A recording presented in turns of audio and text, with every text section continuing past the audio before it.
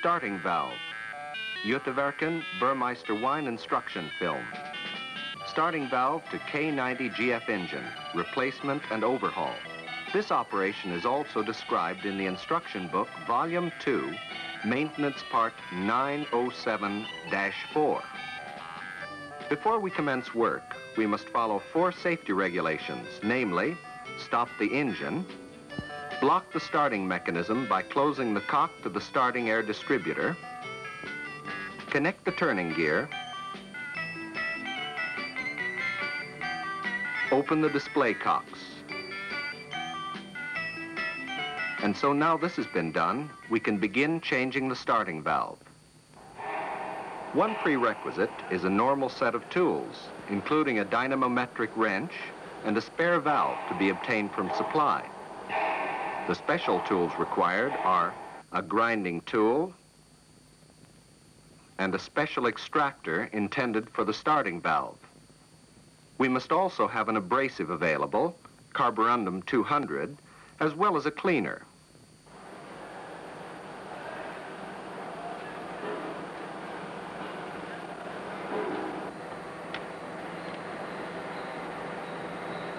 Begin dismantling by loosening the pipe joint for control air at the angle junction. Remove the nuts and spacing pipes from the clevis pins holding the valve.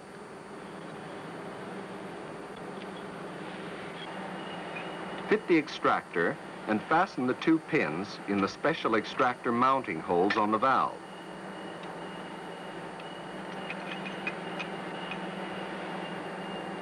With the aid of a wrench, tighten the nut on the spindle of the extractor. Then lift the valve out and release it.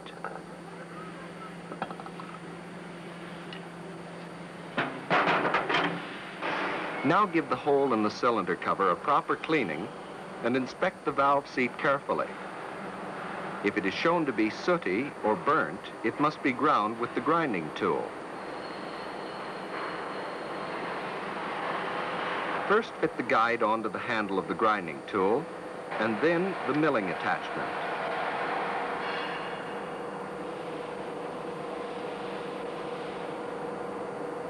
Introduce the tool until the milling cutter reaches the valve seat and grind as shown here.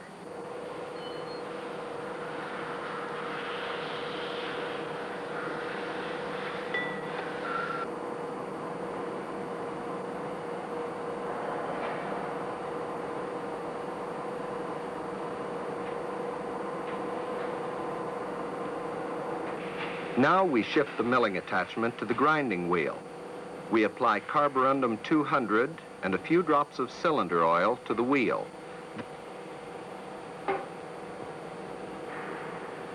Then introduce the tool again and carry out the finishing.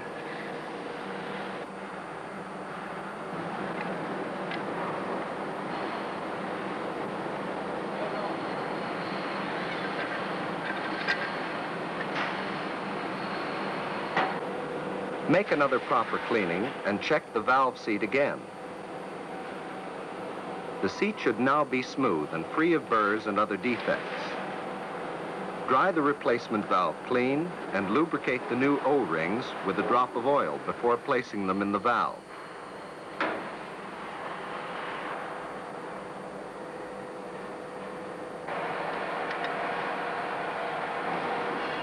If the ring should seize when the new valve is put in position, tap it lightly with a tin hammer.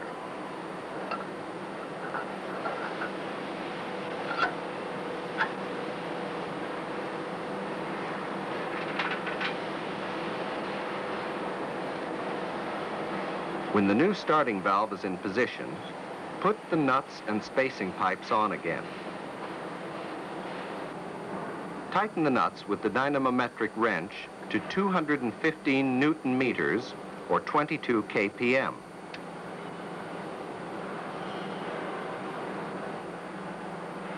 Fit the angle junction again and complete the whole operation by joining the pipe for the control air.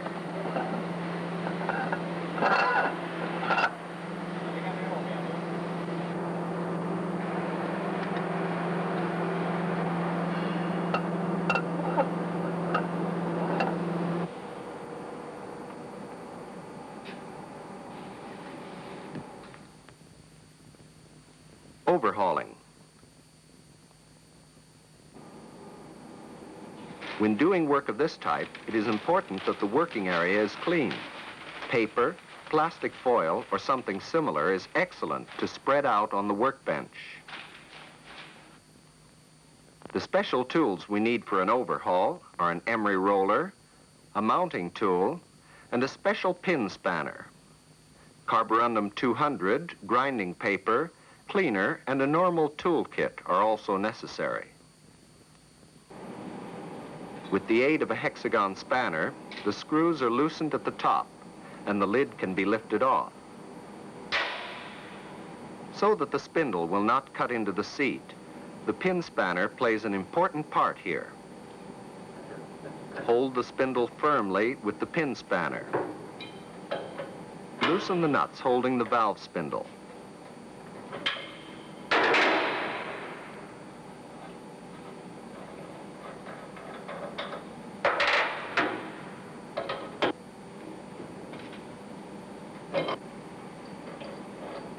If the valve spindle seizes when it is being taken out, tap it lightly with a tin hammer.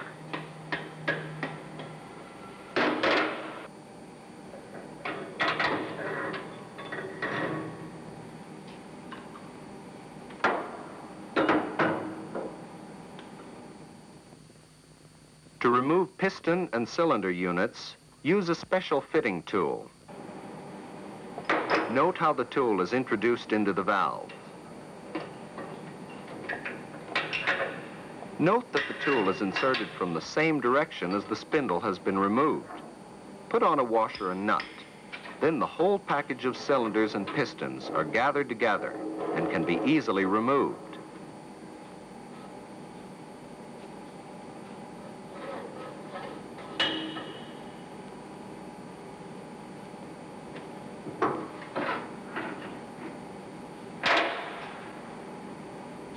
Do not forget that the valve spring and one cylinder must be taken out by hand.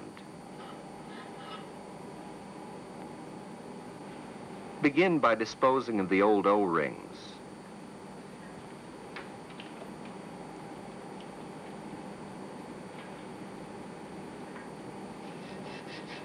We remove the soot gathered round the seat with the grinding paper.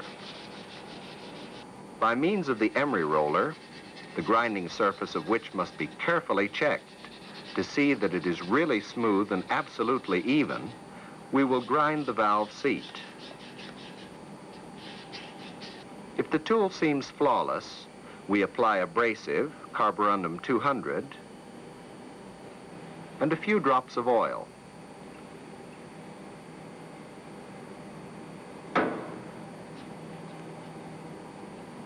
The grinding is done by means of repeated light turns until the surface is perfectly smooth. It is the surface here that matters. The valve housing must now be properly cleaned with, for instance, paraffin oil.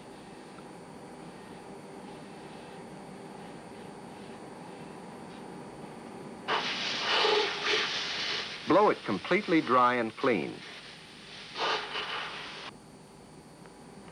And check the results of the grinding.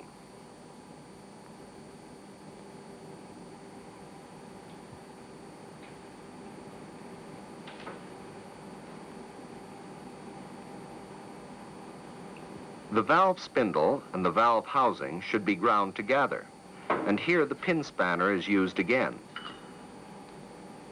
Be sure that the spindle is in contact with the whole grinding surface.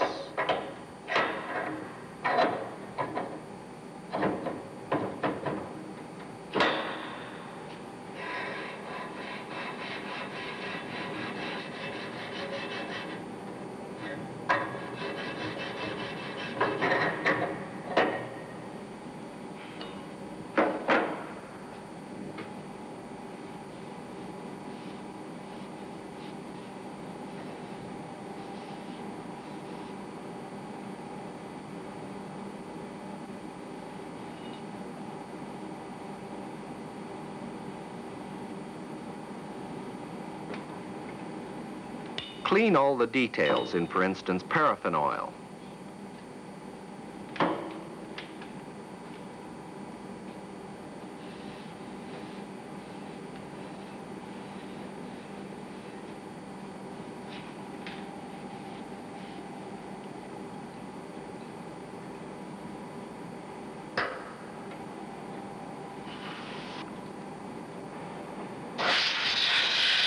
Blow them clean and dry with compressed air.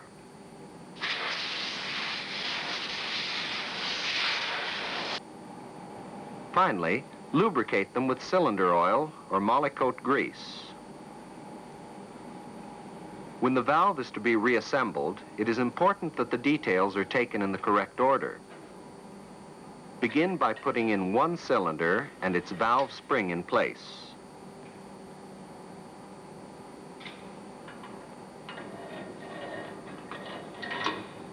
Now we have 3 packages, consisting of 4 parts each, as in this picture.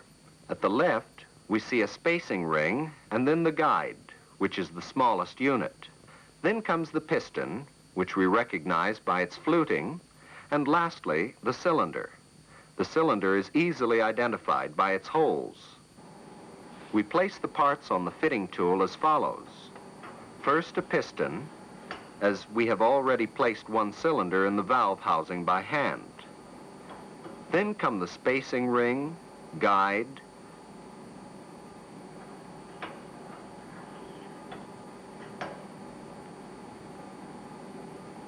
piston,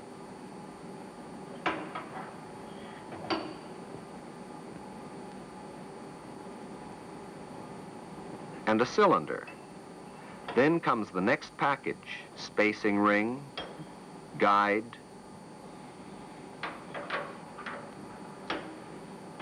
piston, and cylinder.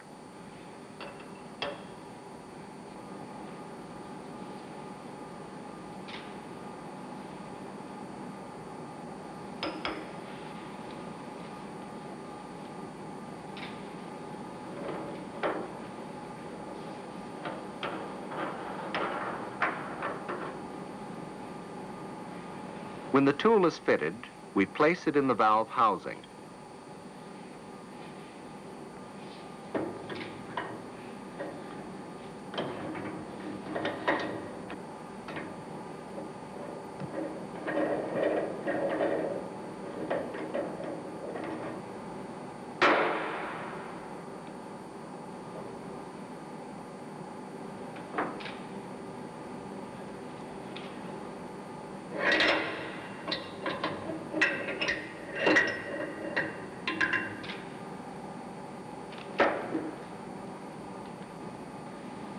Now the valve spindle remains. This is put in position by means of the pin spanner.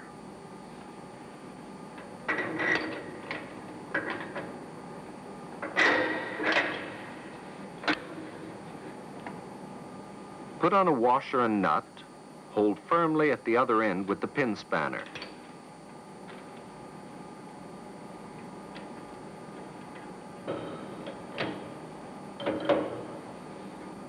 Do not forget the locking nut.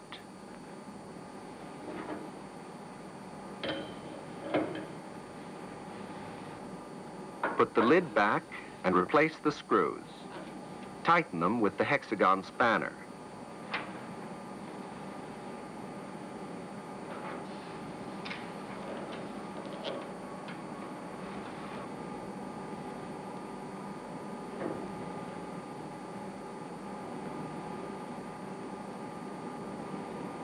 If the now overhauled valve is to be put in the stores, the O-rings should not be fitted, as they may dry during storage.